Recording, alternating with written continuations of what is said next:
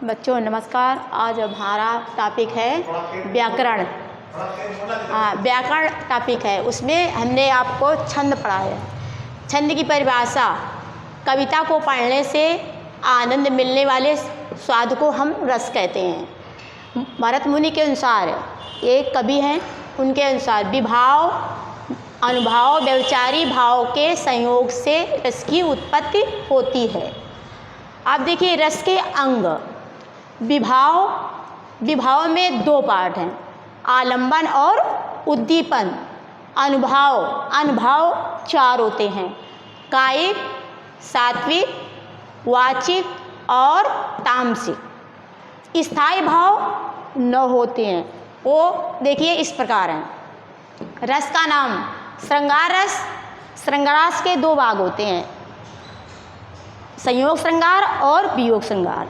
इसका स्थायी भाव रति ही होता है और इसका रस का रंग श्याम। शोक रस, शोक का स्थायी भाव,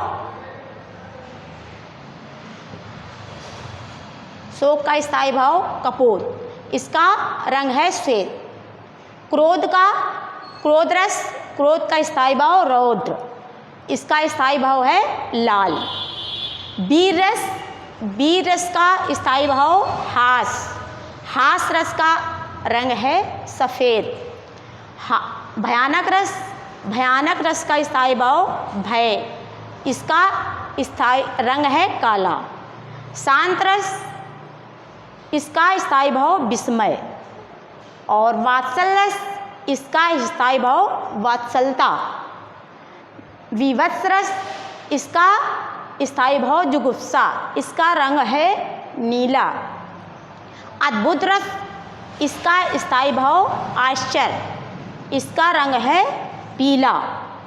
भक्ति रस, इसका स्थायी भाव भागवत। और देखिए बच्चों, इसको समझने के लिए शोक रस, जहाँ हम कोई शोक प्रकट करते हैं और दुख प्रकट करते हैं, वहाँ पर शोक रस होता है।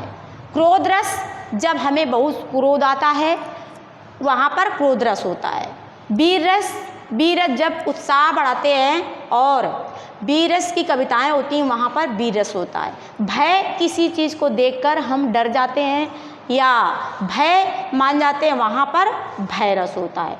शांत रस होता है, जहाँ पर योग साधना करते हैं, एकांत में शांति मिलती है, वहाँ पर शांत रस होता है।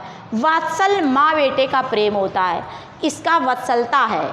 और विभत्स जुगुप्सा है। अद्भुत, ये बिल्कुल भगवान के प्रति अद्भुत आश्चर्य, जैसे कोई किसी चीज़ को देखकर या पढ़कर आश्चर्य हो जाए। भक्ति रस, किसी के प्रति भक्ति जगाना, भक्ति भावना रखना, वो भक्ति रस है। अब दूसरा टॉपिक मेरा है छंद। छंद की परिभाषा क्या होती है?